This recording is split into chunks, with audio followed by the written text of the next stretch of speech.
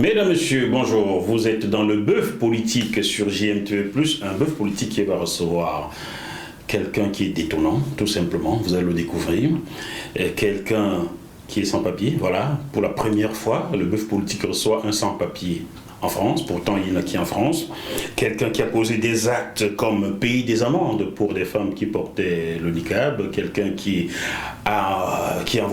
aurait, il va nous le confirmer, envoyé $500 000 au Nigeria pour faire libérer des familles détenues par Boko Haram.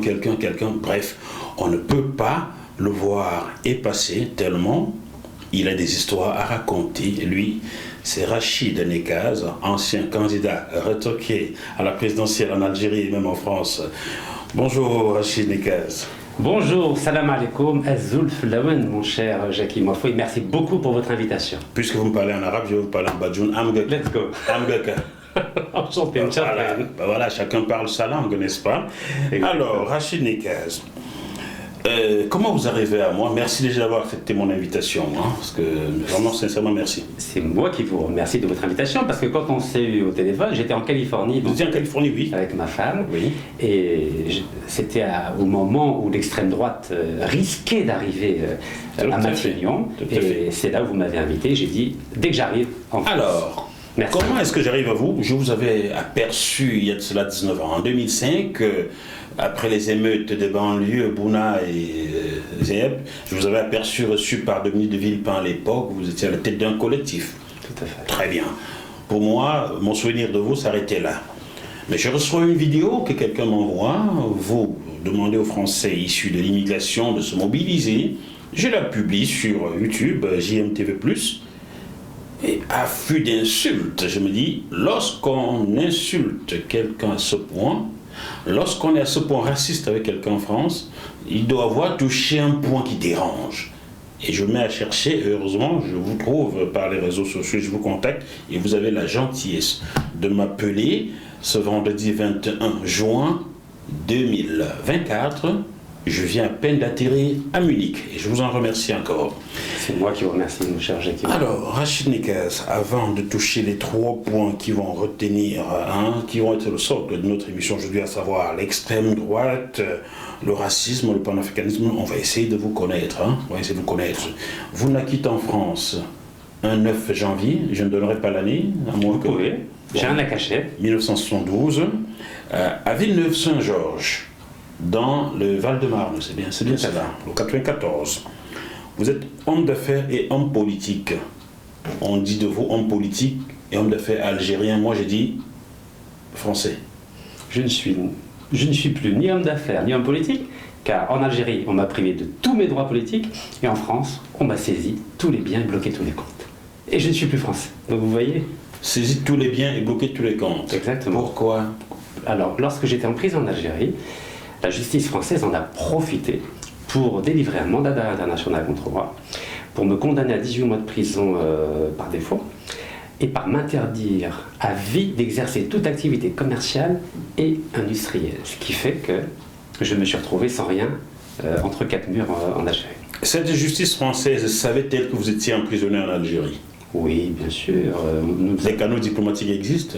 Et pas que diplomatiques, même la famille a averti la justice, mon avocat a averti la justice. J'ai eu la chance d'avoir 89 avocats bénévoles en Algérie. 89 avocats? Exceptionnels en Algérie. Il faut savoir que des avocats des droits de l'homme, il y en a à peu près 150 en Algérie. Ils font un travail formidable sans demander le moindre centime. Moi, j'ai besoin d'interviewer 2 d'entre eux par visio, qui me confirment vos dires. Est-ce qu'ils ont bien servi à la justice française que vous étiez emprisonné en Algérie? Oui, bien sûr, absolument. Et lorsqu'on sait que quelqu'un est emprisonné à quelque part, comment peut-on le déchoir de son droit d'exercer sur un territoire étranger? Alors, vous savez, quelque chose est très simple. Il y a même mon neveu qui s'est rendu au tribunal, une procuration que je lui avais envoyée, qui disait très clairement que je suis bloqué en Algérie. Et il y a le tampon du tribunal, qui date du 8 décembre 2021, et j'ai été condamné à toutes ces peines-là le lendemain. Donc c'est imparable, et ça a été rendu public. Avez-vous fait appel? Absolument. Alors d'abord, je me suis rendu à la justice française volontairement. C'était le 5 octobre 2023, lorsque j'avais été libéré suite à une grâce présidentielle exceptionnelle et individuelle du président algérien, M. Abdelmajid Tebboune. Donc j'ai averti le ministre de la Justice, le procureur de la République de Créteil, que j'allais me rendre le 5 octobre 2023. C'est ce que j'ai fait. J'ai filmé ma reddition et malgré cela, j'ai passé 2 mois et demi de prison à Fresnes. D'ailleurs, mon co-détenu était un homme formidable, un Camerounais, que je tiens à saluer, il s'appelle Philippe. Et j'ai pu vivre de l'intérieur de la prison de Fresnes ce que veut dire la fraternité panafricaine. On reviendra sur le panafricanisme. Alors, avez-vous été reçu ce jour-là au tribunal, ce 5 octobre 2023 ? D'abord, j'ai passé 24 heures en garde à vue. Oui. Et le lendemain de ces 24 heures de garde à vue, j'ai été transféré à la prison de Fresnes. Pas la prison, d'abord reçu par la substitut du procureur qui ne connaissait pas du tout mon dossier. Et ensuite par une juge de la détention des libertés qui m'a dit que je n'avais pas des garanties de représentation pour être jugé avec un statut de citoyen libre. Elle m'a dit on a peur que vous alliez au Togo aux États-Unis. Alors pourquoi Togo? Vous allez sourire. Il s'avère que j'avais été avec mon fils donc, dans 8 pays africains et parmi ces pays il y avait le Togo. Et donc ils avaient vu ce visa de la République togolaise. Oui. Ils ont dit on a peur que vous fuyiez au Togo. Je leur dis est-ce que vous êtes sérieuse madame la juge? C'est simplement un visa. Pardonnez-moi madame la juge. Il y a bien des accords entre la France et le Togo pour des extraditions, je crois. Absolument. Donc si un citoyen s'enfuit au Togo, on peut demander qu'il soit extradé. Absolument, tout à fait. D'accord, sauf vous peut-être. Je ne sais pas. Alors, elle a vu un visa togolais, que vous pouvez voir, hein, voilà, et un visa américain. Il s'avère que mon fils est américain, ma femme est américaine. Donc quand ils ont vu ce visa américain, ils ont dit « Ah, vous risquez aussi de fuir aux États-Unis. » Voilà le visa américain. D'accord. Je leur ai dit, mais vous savez que madame la juge, c'est moi qui me suis rendu volontairement à la justice française. Elle me dit, non, on a peur que vous fuyiez, donc on préfère vous garder. Le terme exact, c'est, il faut que vous soyez disponible pour la justice française. Je dis, d'accord. Et ensuite? Ensuite, j'ai été jugé 75 jours plus tard. C'était le 21 décembre 2023. Et là, j'ai été condamné à 1 an ferme, mais avec un bracelet électronique. 1 an ferme avec un bracelet. C'est-à-dire que, apparemment, ils ne voulaient pas que je reste en prison. Donc, ils m'ont quand même condamné. Alors, 1 an ferme, mais avec un bracelet. Voilà. Mais ils n'ont jamais voulu me mettre de bracelet. Alors, excusez-nous. Hein. Alors, ils disent, pardon, hop, j'ai pas de bracelet. On vous a donc mis dans une prison?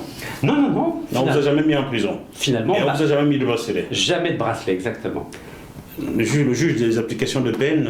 Ah, il n'a pas voulu me recevoir. J'avais rendez-vous le 25 janvier. On a refusé de vous enchaîner, quoi. J'ai pas compris. Il ne fallait pas faire venir l'esclavage, peut-être. J'ai vu Dieudonné qui a des trucs qui a présenté cela en disant c'est le retour de l'esclavage. J'avais rendez-vous donc avec le juge de l'application des peines le 25 janvier 2024. Oui. Et je me suis rendu au tribunal de Créteil. Il était où s'abonner absent. Donc j'ai pas compris. Bon, on va faire tourner un sketch avec ça. D'accord. Alors, pour que les choses soient claires, je vais quand même dire pourquoi on m'a emprisonné. Oui, dites-le. On m'a dit que j'avais pas déclaré mes impôts en 2011 et 2012. J'ai prouvé le contraire. Et on m'a dit que j'avais hébergé des personnes sans papier.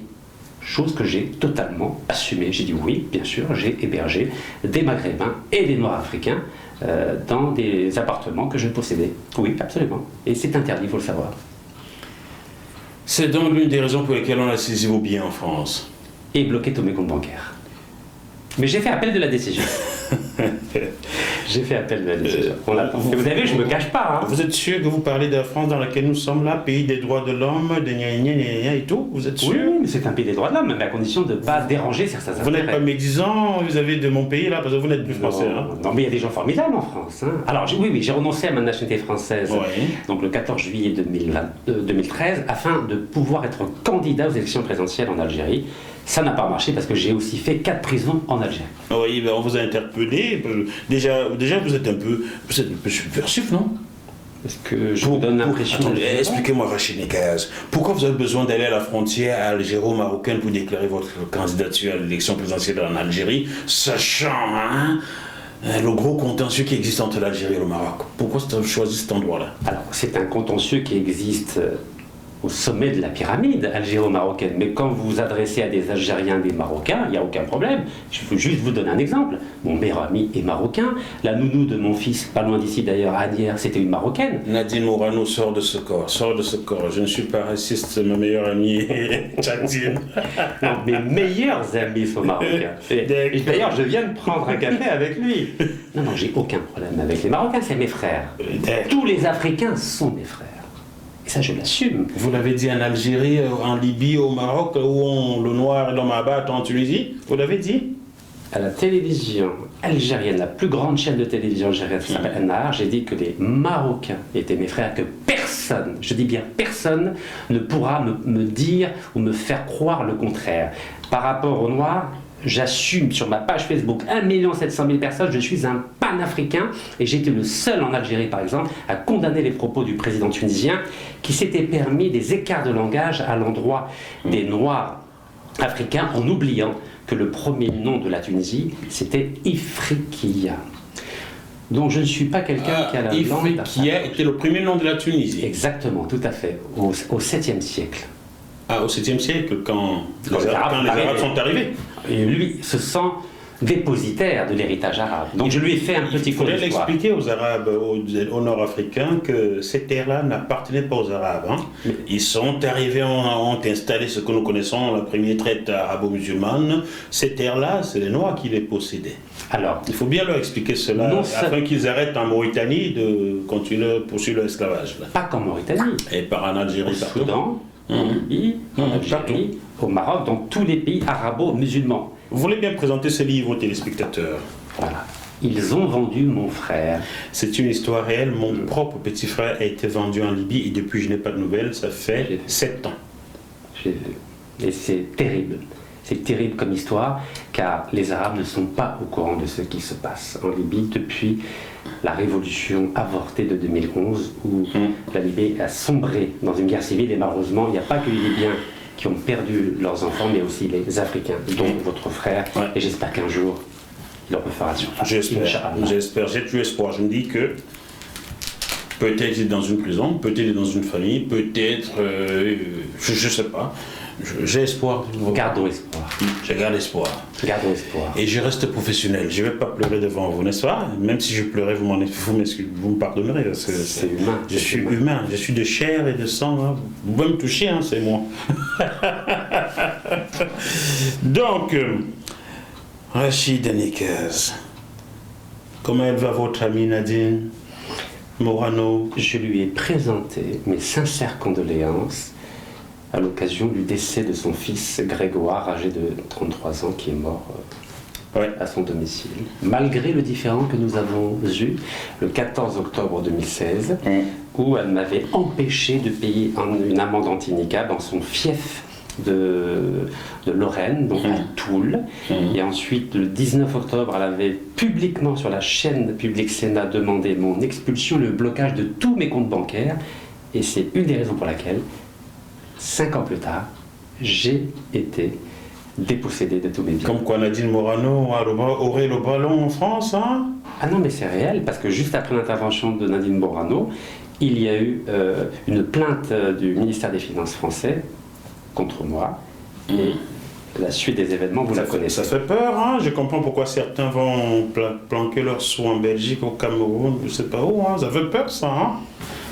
Il ne faut pas déranger certains intérêts. Il ne faut pas parler, hein?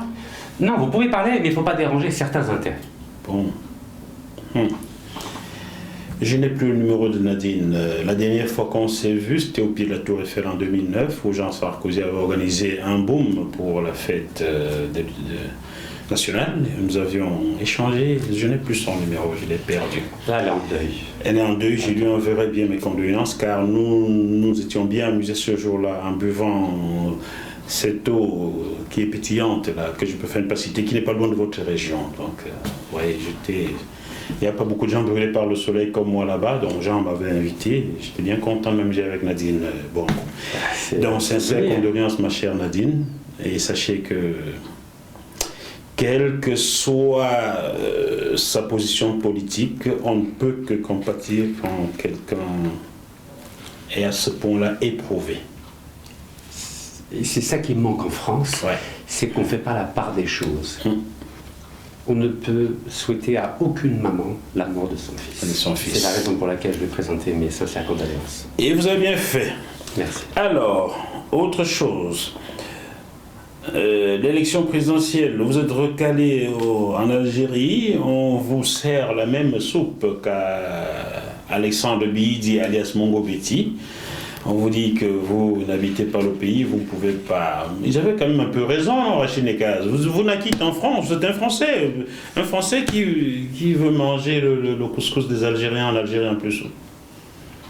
Il s'avère que le hasard des choses a voulu que j'ai pu passer mon permis en Algérie en 1990, que j'ai toujours voté en Algérie depuis 1994, et que j'avais, sur le plan constitutionnel, le droit d'être candidat, surtout qu'en 2013, comme je l'ai rappelé tout à l'heure, j'ai renoncé à la nationalité française, chose qu'aucun Algérien n'a fait.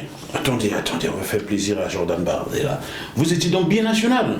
Absolument, tout à fait. Jusqu'en 2013. J'espère qu'Éric Zemmour lui aussi est originaire d'Algérie, Éric Zemmour, non? Oui, il est d'origine algérienne, mais il n'a pas la nationalité algérienne pour une raison très simple, c'est que dans le cas des accords d'Évian de 1962, je crois. 62, oui, 19 mars 62, vous connaissez bien l'histoire de l'Afrique du Nord. Les Français d'Algérie avaient un délai de 3 ans pour choisir ou bien la nationalité algérienne ou bien la nationalité française. Et 95% ont choisi la nationalité française. Dont Éric Zemmour. Voilà, donc il n'est pas algérien. Dont Bernard-Henri Lévy. Oui, ou Yves Saint-Laurent. Yves Saint-Laurent et tout ça. Beaucoup, Afflelou, etc. Il y en a beaucoup. Oh, d'accord. Bien. Et vos parents avaient choisi la nationalité algérienne? Oui, parce qu'ils sont algériens. Et vivaient en France? Non, alors avant l'indépendance, il n'y avait que mon papa qui était venu en France en 1950 à l'âge de 16 ans. Mais eux, on ne leur a pas demandé de choisir. Parce que les autochtones... C'était un Français, mais... Ils n'étaient pas français, les Algériens, pendant la colonisation française. C'était des sujets. C'était pas des citoyens. Oui. Ah, le film de Jamel Debbouze, ça s'appelle comment là? Oui, avec les trois, là. Non, bon, j'oublie le nom, ça me reviendra. Oui. Donc, ils étaient des sujets. Oui. Tenez, je vais vous apprendre quelque chose. Nous sommes un peu dans la causerie, hein, chers téléspectateurs. C'est aussi ça le bœuf politique. On peut se dire des choses. Connaissez-vous le capitaine Charles Ntchoréré? Vous allez me dire. Bien. Charles Ntchoréré, né à Libreville en 1896, fut le premier officier. Oui, il fut le premier officier noir de l'armée française. Il a formé des tirailleurs sénégalais qui sont venus libérer la France lors de la Seconde Guerre mondiale à Kati, au Mali. Ouais. Il y a un Britannique militaire de Saint-Louis à Dakar, porte d'ailleurs son nom. Charles Ntchoréré, étant adjudant, simple adjudant, formait des officiers français blancs à Fréjus en France. Exceptionnel. Il était adjudant. Il formait des officiers français à Fréjus sur le sol français. C'est une belle histoire. Ce monsieur, en 1926, quand un colonel s'étonne que cet adjudant forme des officiers alors qu'il n'est pas officier, il faut donner un grade d'officier, c'est en ce moment qu'on le naturalise français. Alors, sachant que le Gabon n'existait pas à sa naissance, 1896, je me demande, ah oui, ça devait être un indigène. Comment peut-on naturaliser un Français pour lui donner un grade supérieur? Vous comprenez la chose? Alors moi je la connais bien cette histoire, je vais vous dire pourquoi. Car en Algérie on avait l'équivalent, c'est-à-dire que les Algériens qui refusaient de demander la nationalité française n'avaient pas le droit dans le cadre de l'armée française, même si vous aviez fait l'école de Saint-Cyr, d'aller au-delà du grade de capitaine. Et nous avons le fils d'un grand révolutionnaire algérien qui s'appelle donc l'émir Abdelkader, donc son fils c'est Khaled, son petit-fils c'est Khaled. Lui n'avait pas le droit d'être au-delà de capitaine, sauf s'il demandait la nationalité française, chose qu'il a toujours refusée. Mais le capitaine Ntchoréré n'était pas gabonais, le Gabon n'existait pas en tant qu'État. C'était l'Afrique équatoriale française, donc il était supposé être français. Donc je m'étonne toujours, j'attends qu'un jour quelqu'un... D'ailleurs j'avais écrit à François Hollande, le président de la République, pour lui demander de réhabiliter la mémoire du capitaine Ntchoréré, qui ne bénéficie d'aucune rue en France, aucune commémoration officielle ne mentionne le capitaine Ntchoréré qui a sacrifié sa vie pour la France, parce qu'il n'a pas voulu humilier la France. Un soldat de la Wehrmacht lui a mis une balle dans la nuque, un chat a roulé sur son corps, n'a jamais trouvé un bout de chair. Et une semaine après, son fils Jean-Baptiste a été assassiné, a été tué dans la guerre à Rémiancourt. Ben, quand j'arrive à Ramiancourt en 2011, on commémore Jean-Baptiste Ntchoréré en le faisant passer pour un Tchadien. C'est moi qui rétablis le Gabon dans ses droits. Le drapeau qu'on hisse chaque année pour commémorer Jean-Baptiste à Ramiancourt, c'est moi qui l'ai acheté de mes poches. Oui, bah, bravo. Ah non, il ne faut pas me féliciter, il fallait rétablir la vérité. Oui, c'est que la France n'a pas fait. C'est qui fait 80 ans. Après la mort, oui, l'assassinat, le capitaine Ntchoréré, c'est l'assassinat, et son fils est mort en guerre. 80 ans après la disparition de ces deux illustres personnes, la France n'a toujours jamais officiellement informé leur famille de leur disparition. Alors ne parlons pas de tout ce qui doit être touché comme argent derrière. La famille n'a jamais rien. Alors la France met toujours un peu de temps. Parce que rien touché. 80 ans. Un peu de temps, 80 ans. Nous avons un grand avocat algérien qui s'appelle Boumedjel, M. Boumedjel. Il y a pas, je crois que ça fait 2 ans, où le président Macron a enfin reconnu la responsabilité de la France dans son assassinat. Donc ça met toujours un peu de temps en France. 80 ans, et personne ne peut dire en France ne pas être au courant, car j'ai écrit au président de la République, lui demandant de réhabiliter la mémoire de ce grand homme. J'ai reçu une lettre type m'expliquant que le ministre des anciens combattants me recevra ou bien me répondra ou je ne sais pas quoi bientôt. J'attends toujours comme les chrétiens attendent Jésus. D'accord. Donc on ne peut pas dire au sommet d'État qu'on n'est pas au courant de l'affaire Ntchoréré. Non, tout le monde est au courant. Tout ce que j'ai fait, c'est sur mon site jmtvplus.com. Vous trouvez Charles Ntchoréré, un Africain face aux nazis, et vous aurez son histoire. Chers téléspectateurs, on vous revient dans quelques minutes pour parler de l'extrême droite, du racisme et du panafricanisme. A tout de suite.